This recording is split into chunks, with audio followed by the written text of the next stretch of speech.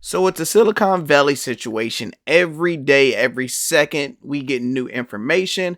Today, the main energy is protecting uninsured depositors.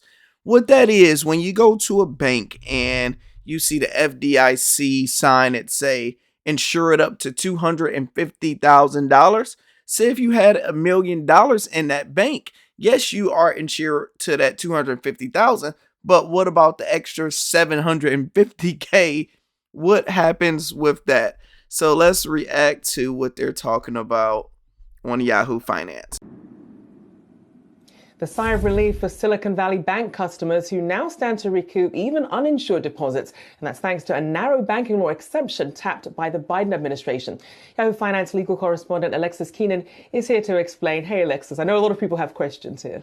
Yeah, Rochelle. So plenty, too, of really financially sophisticated folks who don't like the fact that the Biden administration has tapped this very narrow legal exception that allows the FDIC to reimburse both cash and cash equivalent deposits at failing banks in excess of $250,000.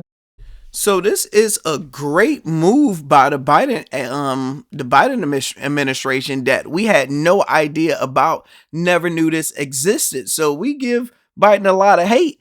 But if you are rich and you have some money in there, it's a law that they tapped into to be able to protect you. And it's just grabbing invisible money out of nowhere. They just print up and giving it to the people who had money deposited in there. That's a good move. One of them being Citadel founder Ken Griffin, who said to the Financial Times reportedly that the government's reimbursement of these uninsured deposits amounted to evidence that there's a breakdown in American capitalism. So let's talk about the legal framework that actually makes all of this possible, makes the government able to give more than $250,000.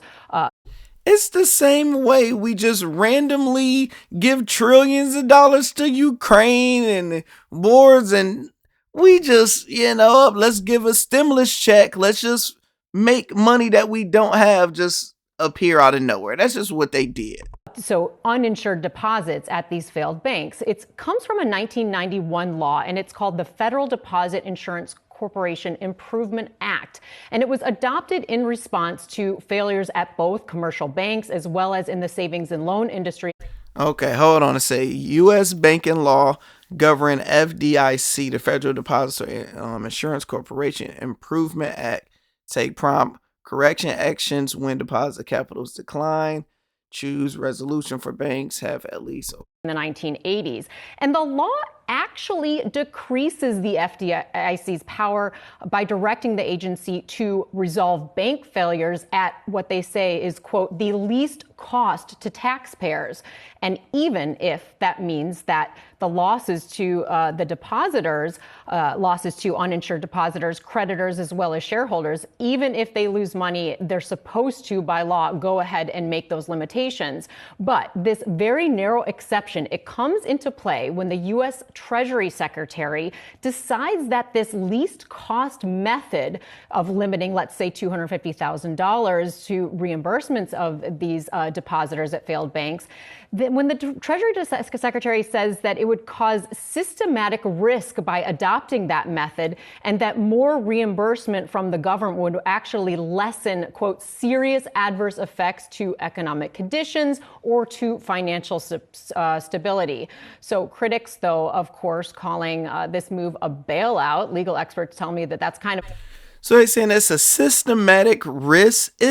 We already crooked. And yes, it's a bailout. Like, call it what it is. A gray area. While bailout isn't a legal term, they say on one hand, the Biden administration is saying that taxpayers are not going to bear the cost of this move, that the assessments to the banks to refund the FDIC and its deposit fund, that's the money that will be used to pay out these losses. But on the other hand, they say that, look, the losses, the banks, you can better be sure that they're going to pass them eventually along to their customers who are these depositors at the bank. So kind of full circle there. Rochelle?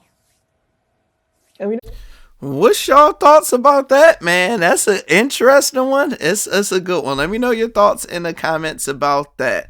I'm no Biden fan, but I like it. Look like the Republicans don't like that. Call it what it is. It's bailout.